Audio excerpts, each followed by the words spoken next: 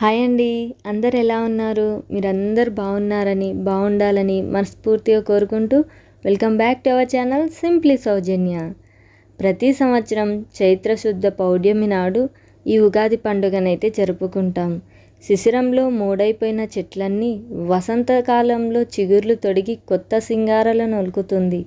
అలాగే మన జీవితాలలో కూడా కొత్త ఆశలను చిగుర్లను చేస్తూ కొత్త ఊహలకు ఊపిరి నింపుతూ ఒక అందమైన జీవితాన్ని సాగతిస్తూ మీ అందరికీ శ్రీ క్రోధి నామ సంవత్సర ఉగాది శుభాకాంక్షలండి. తెలుగువారు జరుపుకునే ముఖ్యమైన పండుగలలో ఉగాది చాలా ముఖ్యమైనది. అలాగే మనకు తెలుగు నూతన సంవత్సరం కూడా ప్రారంభమయ్యేది ఈ రోజు నుంచే. వసంత ఋతువు ఈ రోజు నుంచే ప్రారంభమవుతుంది. అసలు ప్రకృతి ఎంత అందంగా ఉంటుందో కదా.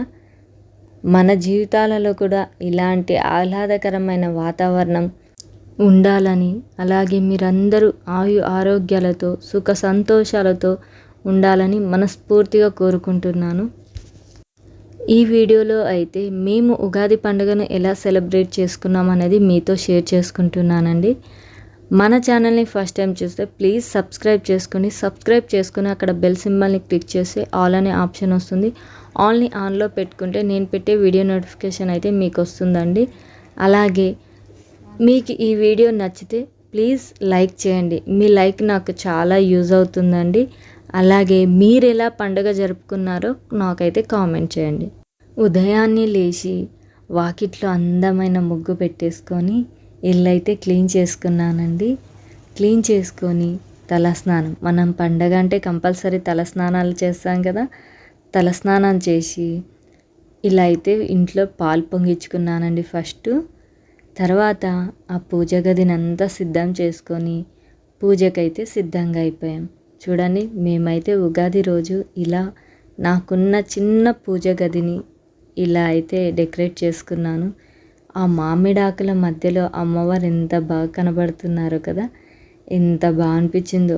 పండుగ రోజు ఇంట్లో అందరు కలిసి ఉంటే ఎంత సంతోషంగా ఉంటుందో కదా. మేమైతే పండుగ చాలా బాగా జరుపుకున్నామండి. ఊరు నుంచి అత్తయ్య మామయ్య వాళ్ళు కూడా వచ్చారు. చాలా బాగా అనిపించింది.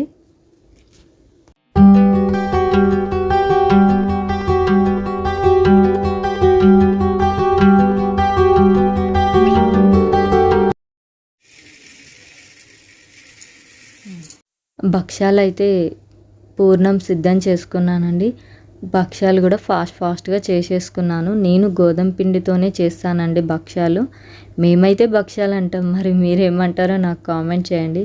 అలాగే నేను వీడియో అయితే ఎక్కువ తీయలేనండి, ఎందుకంటే మీరు అందరూ కామన్గా చేసుకునేదే కదా భక్ష్యాలు. ఒకవేళ మీకు రెసిపీ కావాలంటే నాకు కామెంట్ చేయండి, నేను చేసి మీకు వీడియో అయితే పోస్ట్ చేస్తాను. నేనైతే సింపుల్గా ఫాస్ట్గా భక్ష్యాలు అయితే ప్రిపేర్ చేస్తాను. సో బాగుంటాయి. గోధుమ పిండితోనే చేస్తానండి, మైదా పిండి అయితే యూజ్ చేయను.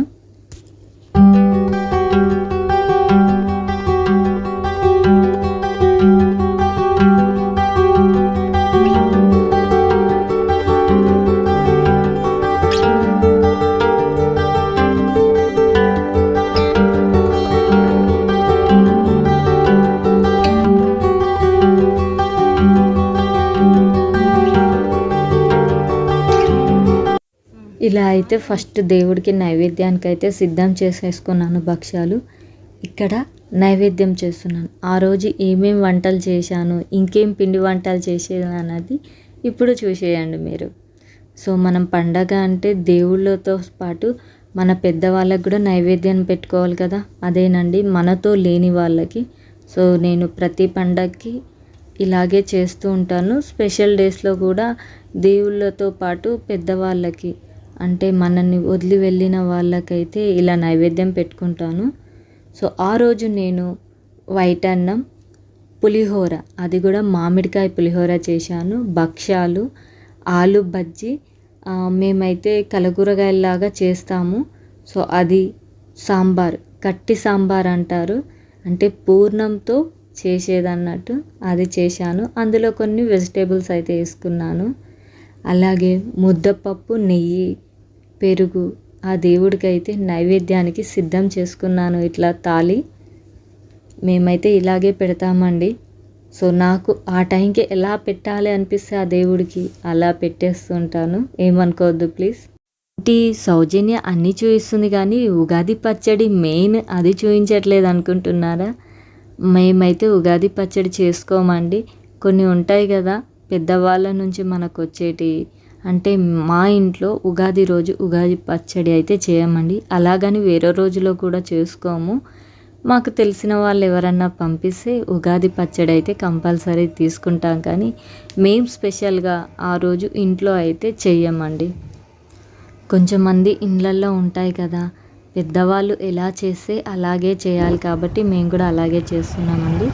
సో ఇంట్లో పొద్దున పూజ అంతా అయిపోయింది, భోజనాలు చేయడం కూడా అయిపోయింది. ఇదైతే ఈవినింగ్ టెంపుల్కి వెళ్తున్నామండి.